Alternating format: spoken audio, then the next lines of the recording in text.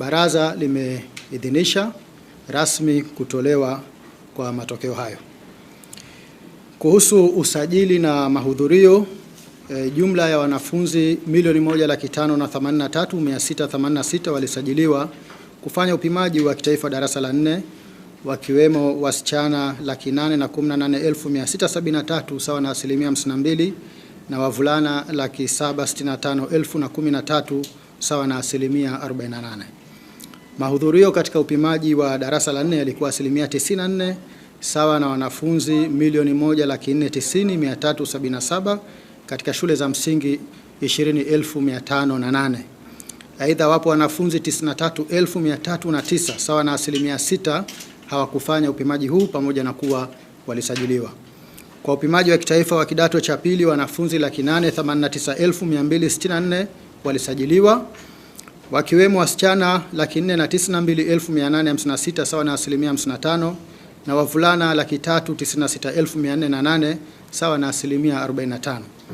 Mahudhurio katika upimaji wa kidato cha pili yalikuwa 91.3 sawa na wanafunzi 811,575 katika shule za sekondari 6,223.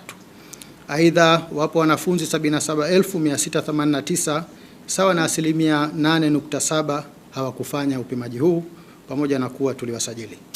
Kuhusu matokeo, kwa upimaji wa darasa la 4, ufaulu wa jumla umepanda kwa 2.67, ambapo wanafunzi 1,324,970 sawa na 88.91 wamefaulu kwa kupata madaraja ya ufaulu ya A, B, C na D. Kwa mwaka 2024 ufaulu ulikuwa 86.24 na mwaka 2023 ufaulu ulikuwa 83.34. Kuhusu ulinganifu wa matokeo kwa jinsi, wasichana waliofaulu ni 703,287 sawa na 90.1 ya wasichana wote waliofanya upimaji huu. Aidha, wavulana waliofaulu ni 621,683 sawa na 87.59 ya wavulana wote waliofanya upimaji huu. Kati ya wanafunzi wote waliofaulu, wasichana ni 53% na wavulana ni 47%. Kuhusu ufaulu kishule, kati ya shule 20,508 zenye matokeo, jumla ya shule 20,364 sawa na 99.3 zimepata wastani wa madaraja ya ufaulu ya A mpaka D. Shule 144 zimepata wastani wa daraja E, ambalo ndilo daraja la chini zaidi lenye alama kati ya 0 na 60. Idadi ya shule zilizopata wastani wa daraja E zimepungua kutoka 197 mwaka 2024 na 325 mwaka 2023. Kuhusu ufaulu kimasomo, kwa upimaji wa mwaka 2025 ulizingatia mtaala ulioboreshwa ukihusisha masomo 9, masomo 5 ya lugha, yani Kiswahili, English language, French language, Arabic language na Chinese language, masomo 2 ya sanaa, jiografia na mazingira, sanaa na michezo, pamoja na historia ya Tanzania na maadili, na masomo 2 ya science na hisabati. Kwa ujumla ufaulu katika masomo yote ni mzuri. Kwa masomo ya lugha, ufaulu wa somo la Kiswahili ni 92.1 ukipanda kutoka 84.52 mwaka 2024.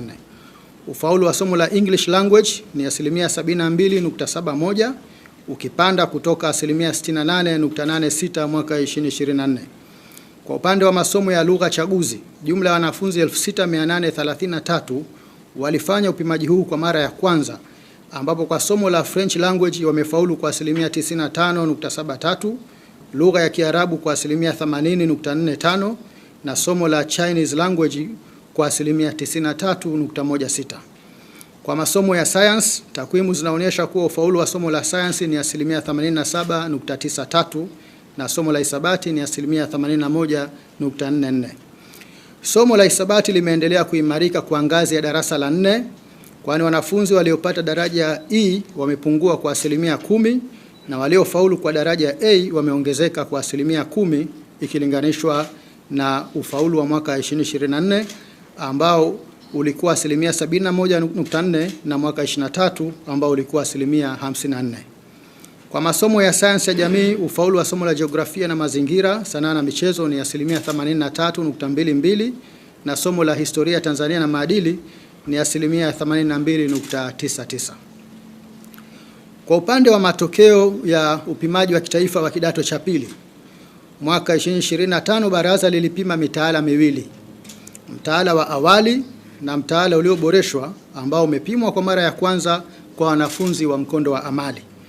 Ufaulu wa jumla kwa watahiniwa wa shule ni asilimia 86.93, sawa na wanafunzi 705,091, ambapo kati yao wavulana ni 312,492, sawa na asilimia 88.28 ya wavulana waliofanya upimaji, na wasichana ni 392,599, sawa na asilimia 85.89 ya wasichana waliofanya upimaji huo. Aidha, kati ya waliofaulu wavulana ni asilimia 44 na wasichana ni asilimia 56. Kwa ujumla, ufaulu wa kidato cha pili mwaka 2025 umeimarika kwa ongezeko la asilimia 1.52 kutoka asilimia 85.41 ya mwaka 24 na asilimia 85.31 ya mwaka 23.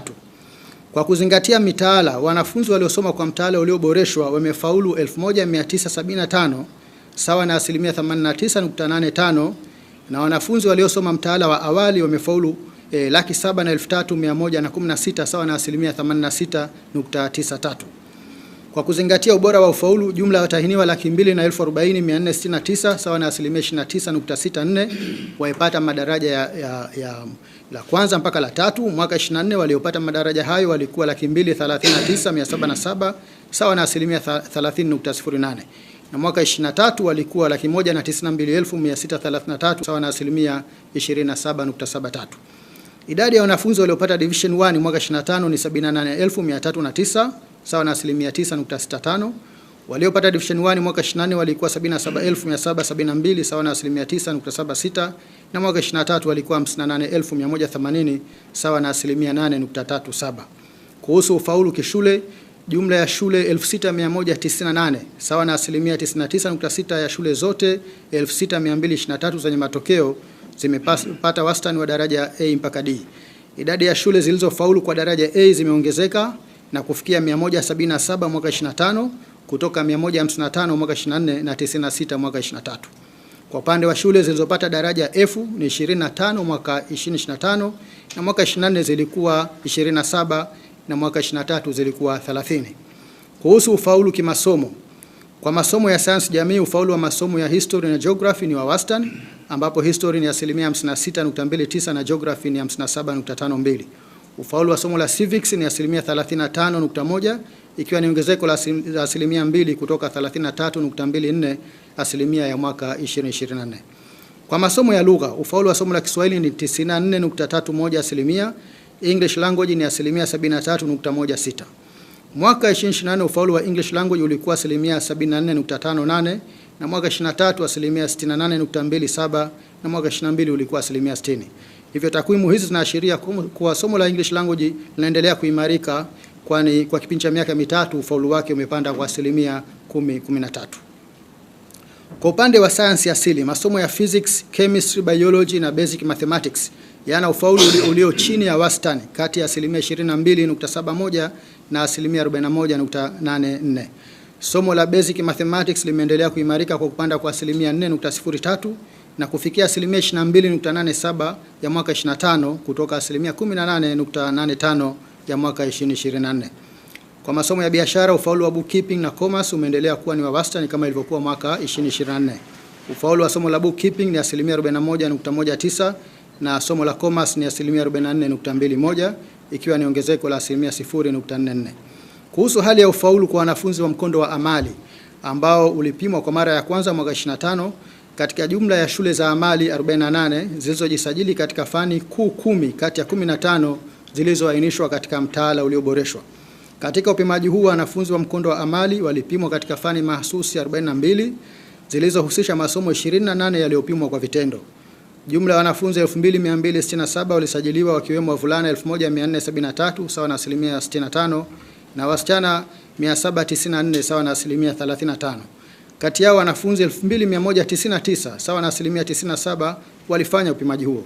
Jumla ya wanafunzi 1975 sawa na asilimia 89.85 wamefaulu, wakiwemo wavulana 1331 na wasichana 644. Hivyo wanafunzi hao sasa wataruhusiwa kuendelea na kidato cha 3 kwa mkondo wa amali mwaka 2026. Kuhusu ufaulu kwa masomo 6 ya lazima ya mkondo wa amali, takwimu zinaonyesha kuwa ufaulu wa somo la mathematics ni asilimia 40.54, computer application ni asilimia 60.41, life skills 48.68 asilimia, business studies asilimia 58.46, English language asilimia 71.16 na historia Tanzania na maadili asilimia 58.42. Ufaulu kwa upande wa fani mbalimbali za ufundi na ufundi stadi, takwimu zinaonyesha kuwa kwa fani za uhandisi uhandisi ujenzi ufaulu ni asilimia 100, uhandisi umeme ufaulu ni kati ya asilimia 98 na 100, uhandisi mitambo ni asilimia 100, tehama asilimia 89 hadi 100, uhandisi magari ni asilimia 95 mpaka 100. Kwa fani ya kilimo na chakula ufaulu ni kati ya asilimia 96 mpaka 100, ukarimu na utalii ni asilimia 98 mpaka 100, mavazi na ushonaji ni asilimia 15 mpaka 100. Katika fani hii ya mavazi na ushonaji lipo somo la leather goods and footwear, halikufanyika vizuri kwani ufaulu wake ni asilimia 15. Ufaulu kwa fani ya michezo ni asilimia 100 na kwa fani za sanaa za ubunifu ni asilimia 95 mpaka 100. Ndugu waandishi wa habari, kama mnavyofahamu, mwaka 2024 baraza lilisitisha kuendesha mtihani wa maarifa maarufu kama QT ambao ulikuwa ukiwezesha watahiniwa kujitegemea kupata sifa ya kufanya mtihani wa kidato cha 4. Sasa badala yake baraza linaendesha mtihani wa kitaifa wa kidato cha pili ambao watahiniwa kujitegemea kupitia upimaji huo wanapata sifa ya kufanya mtihani wa kidato cha 4. Kwa mwaka 2025 watahiniwa kujitegemea 9454 walisajiliwa, kati yao 7437 sawa na asilimia 78.67 walihudhuria upimaji huo. Takwimu zinaonyesha kuwa watahiniwa 5027 sawa na asilimia 67.69 ya waliofanya upimaji wamefaulu na hivyo kuwa na sifa ya kufanya mtihani wa kidato cha 4. Mwaka 2024 watahiniwa 4205 sawa na asilimia 56 walifaulu, hivyo kuna ongezeko la asilimia 12 ya ufaulu kwa watahiniwa wa kujitegemea. Katika upimaji wa mwaka 2025 wapo watahiniwa waliokiuka taratibu za mitihani.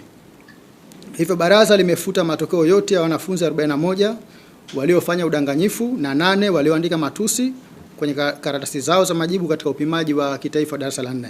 Aidha, baraza limefuta matokeo yote ya wanafunzi 29 waliofanya udanganyifu na 11 walioandika matusi katika upimaji wa kidato cha pili. Matokeo hayo yamefutwa kwa mujibu wa kifungu cha 5 kifungu kidogo cha pili J cha sheria baraza la mitihani sura namba 107 kikisomwa pamoja na kifungu cha 30 kifungu kidogo cha pili B cha kanuni za mitihani za mwaka 2016. Baraza la mitihani linapenda kuchukua fursa hii kuzipongeza kamati za mitihani, wakuu wa shule, wasimamizi, wasahishaji na wadau wote wa elimu kwa kazi kubwa na nzuri walioifanya kuwa utulivu na kuendesha upimaji huu. Aidha, baraza linawapongeza wanafunzi wote waliofanya upimaji huu kwa kuzingatia kanuni za mitihani wakati wote. Matokeo ya upimaji huu yanapatikana katika tovuti ya baraza www.necta.go.tz. Asanteni sana.